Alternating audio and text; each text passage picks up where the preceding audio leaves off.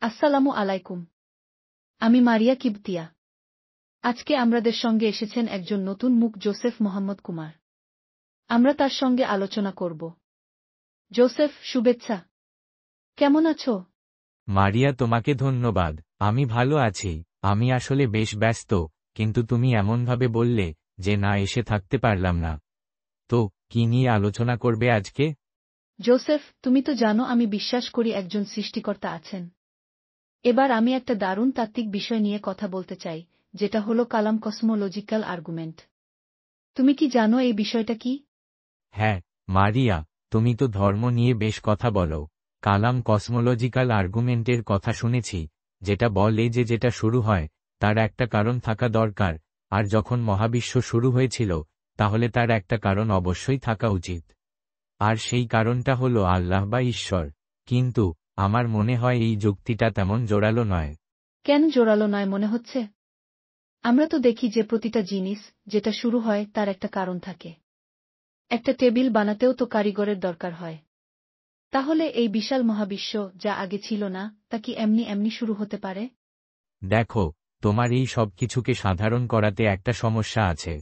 আমরা আমাদের অভিজ্ঞতায় দেখি যে আমাদের চারপাশে যা কিছু ঘটে তার কারণ থাকে। কিন্তু মহাবিশ্ব তো আমাদের অভিজ্ঞতার বাইরে। মহাবিশ্ব নিজেই তো সবকিছুর সমষ্টি। একে আমাদের পরিচিত নিয়মের মধ্যে ফেলাটা ঠিক নয়। কোয়ান্টাম ফিজিক্সে আমরা দেখি শূন্যস্থান থেকেও কণা তৈরি হতে পারে, কোনো দৃশ্যমান কারণ ছাড়াই।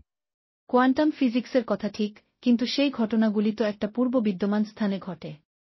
স্থান এবং সময়ও তো মহাবিশ্বের অংশ এবং মহাবিশ্বের সঙ্গে তৈরি হয়েছে। তাই তার একটা মৌলিক কারণ থাকা উচিত, যা মহাবিশ্ব থেকে আলাদা। শুরু হওয়া মানে ঠিক কি? বিগ ব্যাং তত্ত্ব অনুযায়ী মহাবিশ্ব একটা নির্দিষ্ট সময়ে খুব ঘন অবস্থা থেকে প্রসারিত হতে শুরু করেছে। কিন্তু সেই শুরুর আগের অবস্থাটা কি ছিল, বা সেই সময়টা কিভাবে এলো, তা তো আমরা জানি না। হয়তো আমাদের ধারণার বাইরে অন্য কোনো নিয়ম কাজ করছিল। আর যদি অনন্তকাল ধরে কিছু থেকে থাকে, তাতে কি সমস্যা? আমাদের সীমিত ধারণার বাইরে অনেক কিছুই থাকতে পারে। অনন্তকাল ধরে কিছু থাকলে তো আমরা বর্তমান সময়ে পৌঁছতে পারতাম না। কারণ অনন্ত অতীত তো কোনো দিন শেষ হবে না। আর মহাবিশ্ব যদি শুরু হয়ে থাকে, তাহলে তার কারণ অবশ্যই সময়ের বাইরে, স্থানের বাইরে থাকতে হবে। আর সেই কারণটাই তো আল্লাহ। দেখো মারিয়া, তুমি বলছো কারণ সময়ের বাইরে, স্থানের বাইরে। কিন্তু সেই বাইরে তা আসলে কি, তা তো আমরা জানি না। আর যদি আমরা একটা কারণের কথা বলি, তাহলে সেই কারণের কারণ কি? এভাবে তো আমরা অসীম সংখ্যক কারণের দিকে যেতে পারি, যার কোনো শেষ নেই। তাই তো আমি বলছি সেই কারণটা অবশ্যই আনকজড হতে হবে। যেমন আল্লাহ। আল্লাহ কোনো কারণ থেকে আসেননি, তিনি নিজেই সব কিছুর কারণ। দেখো, আনকজড একটা ধারণা যা আমাদের বোঝার বাইরে। আমরা দেখি যে সবকিছু কোনো না কোনো প্রক্রিয়ার মাধ্যমে তৈরি হয়। একটা আনকজড সত্তার ধারণাটা বরং আরও জটিল করে তোলে। মহাবিশ্ব তো নিজেই কোনো কারণ ছাড়াই থাকতে পারে, সেই সম্ভাবনাটা উড়িয়ে দেওয়া যায় না। কিন্তু জোসেফ, যদি মহাবিশ্ব শুরু হয়, তাহলে তার কারণটা অবশ্যই এমন শক্তিশালী হতে হবে যে সে সময় এবং স্থান তৈরি করতে পারে। এই ক্ষমতা তো আমরা শুধু আল্লাহতেই দেখি। আর আমরা দেখি সব কিছুর একটা উদ্দেশ্য আছে, এমনকি মানুষের জীবনেরও। এই উদ্দেশ্য তো একজন বুদ্ধিমান সৃষ্টিকর্তা ছাড়া আসা কঠিন।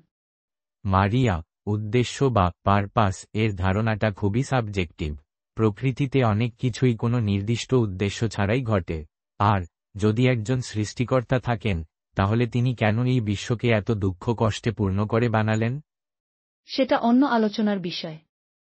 কিন্তু কালাম আর্গুমেন্ট শুধু মহাবিশ্বের শুরুর কথা বলে। যদি মহাবিশ্ব শুরু হয়ে থাকে, তাহলে তার একজন সৃষ্টিকর্তা আছেন, এটাই এই যুক্তির সারমর্ম। দেখো মারিয়া, কালাম আর্গুমেন্ট হয়তো একটা সম্ভাবনা তুলে ধরে, কিন্তু এটা কোনো নিশ্চিত প্রমাণ নয়। কারণ এবং শুরু এই শব্দগুলোর ব্যাখ্যা নিয়ে অনেক বিতর্ক আছে। আর একটা কারণ থাকলেই যে সেটা একজন সর্বশক্তিমান ঈশ্বর হতে হবে, তার কোনো যুক্তিযুক্ত প্রমাণ নেই। হয়তো আমরা ভবিষ্যতে এমন কোনো বৈজ্ঞানিক ব্যাখ্যা পাব, যা এই রহস্যের সমাধান করতে পারবে। আপাতত আমার মনে হয় না এই যুক্তিটা ঈশ্বরের অস্তিত্বের পক্ষে খুব শক্তিশালী প্রমাণ দেয়। তুমি তোমার যুক্তিগুলো ভালোভাবেই ব্যাখ্যা করলে, জোসেফ। আমি তোমার ভাবনাগুলো নিয়ে আরও ভাবব। আমিও তোমার বিশ্বাসের প্রতি শ্রদ্ধাশীল, মারিয়া। তবে যুক্তি এবং প্রমাণের ক্ষেত্রে আমার দৃষ্টিভঙ্গিটা একটু ভিন্ন। জোসেফ, তোমাকে ধন্যবাদ। এই ভিডিওটি শেষ পর্যন্ত দেখার জন্য সবাইকে ধন্যবাদ। এরকম আরও ভিডিও পেতে হলে আমাদের চ্যানেল লাইক, ফলো ও সাবস্ক্রাইব করতে ভুলবেন না।